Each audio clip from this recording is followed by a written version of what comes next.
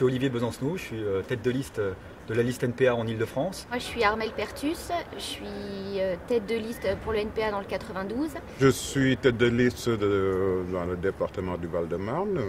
Mon nom, c'est Traoré Bila. Je suis Fabienne Loret, je suis candidate tête de liste pour le département des Yvelines. Je suis Francis Couvida.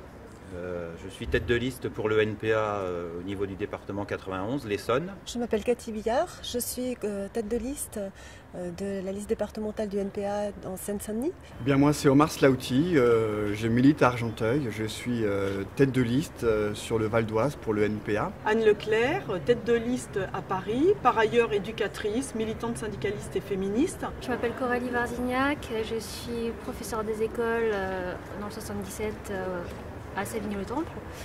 Je suis militante et tête de liste du NPA dans le 77 en Seine-et-Marne. Tous ceux qui sont présents sur les listes du NPA, que ce soit en Ile-de-France ou ailleurs, ne sont pas des politiciens professionnels. Donc vous trouverez sur nos listes des gens que vous ne trouverez pas sur d'autres listes, des chômeurs, des précaires, des ouvriers, des syndicalistes, des gens qui ne vivent pas de la politique, c'est-à-dire toute une série de personnes qui ont un boulot ou qui cherchent à en avoir un et qui, sur la base du temps libre qui lui reste, s'engagent pour faire entendre un son de cloche particulier. Et d'ailleurs, si nous, on a des élus, on continuera à toucher que la rémunération qu'on touchait dans le civil et le restant, on le versera à notre formation politique pour bien être sûr que la politique ne devienne pas justement un job, une profession ou un métier. Je suis professeure des écoles, militante syndicale. Je suis enseignante en lycée professionnel. Je travaillais à Renault-Flin. Je travaille donc dans une collectivité territoriale. Je suis syndicaliste aussi dans cette même collectivité. Je viens de l'altermondialisme et j'ai été aussi beaucoup, toute ma carrière, militante syndicale. Sur notre liste sont présents des militants, militantes fortement impliqués dans le combat syndical, particulièrement par exemple sur la défense de la Poste. Des services publics. On a finalement un panel, une diversité de métiers assez important, mais aussi de personnes qui sont mobilisées dans les différentes luttes. On a plusieurs personnes, infirmiers, aides-soignants par exemple. On a aussi des personnes investies dans la solidarité internationale, dans la lutte des sans-papiers. Tous ceux et toutes celles qui militent dans les quartiers populaires, ça veut dire y compris les associations, y compris celles qui se retrouvent aujourd'hui dans le forum social des quartiers populaires.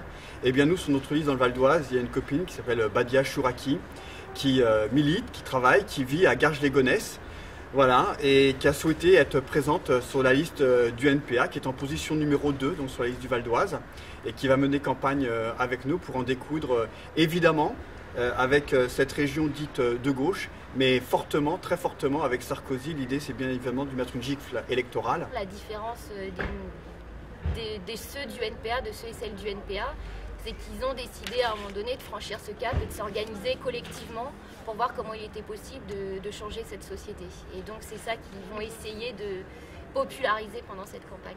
C'est autour de 5000 salariés sans papier qui, depuis plusieurs semaines, occupent leur lieu de travail, quand ils ne s'en font pas déloger par ailleurs par la force, et qui réclament à juste titre d'être régularisés. Ils travaillent, ils produisent leur richesse comme les autres salariés et ils n'ont aucun droit. Alors les militants du NPA sont investis dans les mobilisations, passent régulièrement sur les piquets de grève là où ils se trouvent, mais on ne va pas profiter de cette campagne pour être le porte-voix de ces salariés sans papier à Paris. Nous, notre responsabilité NPA, c'est véritablement d'aller dans les institutions pour y mener des luttes dans ces institutions et en dehors de ces institutions, dans nos quartiers, dans nos boîtes, parce que la situation, il y a la crise, c'est vrai, mais la crise, ce n'est pas à nous de la payer. On préconise que l'argent public n'aille à rien d'autre que des projets 100% publics, à des missions de service public. En tous les cas, l'argent public ne doit pas servir à financer les lycées privés, surtout pas au-delà de ce que préconise la loi, ce qui est malheureusement le cas en Ile-de-France. Ne doit pas servir au nom du financement des petites et moyennes entreprises ou de l'apprentissage à financer finalement des groupes du CAC 40 qui aujourd'hui font des licenciements.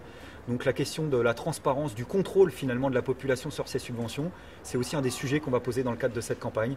Donc c'est pour ça qu'on ne veut rien lâcher, on veut tout changer, mais on veut surtout imposer une autre répartition des richesses en Ile-de-France. La Défense concentre un paquet de sièges sociaux, Total, Alcatel, qui ont fait des bénéfices records encore sur ces derniers mois et qui pour autant licencient.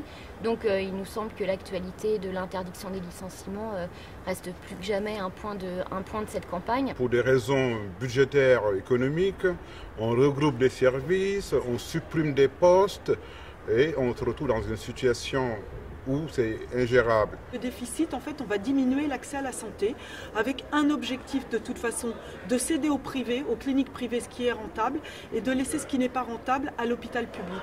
Alors concrètement, ça se traduit par exemple pour les femmes à un recul du droit à l'IVG, vu que par exemple sur Paris, il y avait 18 hôpitaux qui pratiquaient les IVG, il n'y en aura plus que 12. Tous les cadeaux qui sont faits au patronat, tous les fonds publics qui partent dans le privé, ils ont aussi un sens pour nous dans ce département, alors que ce soit au niveau des projets de partenariat public-privé pour des collèges, ou que ce soit au niveau du scandale, bien évidemment, toujours de la fac Pasqua, financée par des fonds publics, et alors qu'à quelques mètres, la fac de Nanterre, depuis des années maintenant, sature en termes d'effectifs et permet absolument pas des conditions d'accueil de qualité pour les étudiants.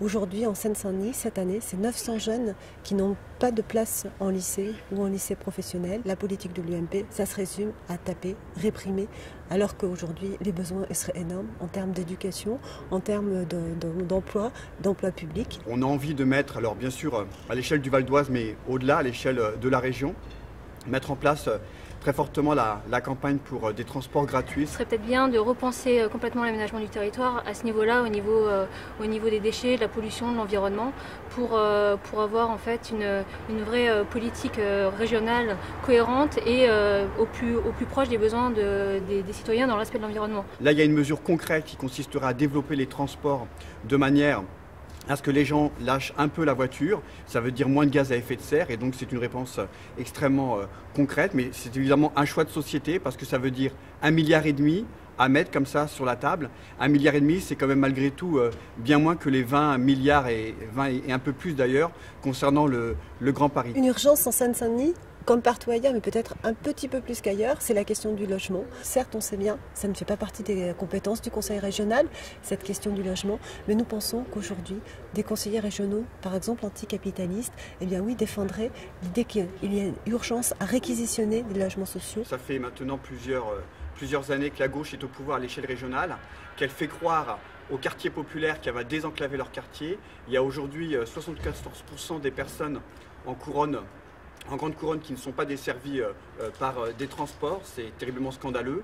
À Villiers-le-Bel, par exemple, très concrètement. À Vol d'Oiseau, ils ne sont pas très loin de la plateforme de Roissy, qui est une pépinière d'emploi avec beaucoup de guillemets sur la qualité des emplois parce que la précarité est là. Mais toujours est-il qu'ils ne peuvent pas y aller, elles ne peuvent pas y aller parce qu'il n'y a pas les transports en commun.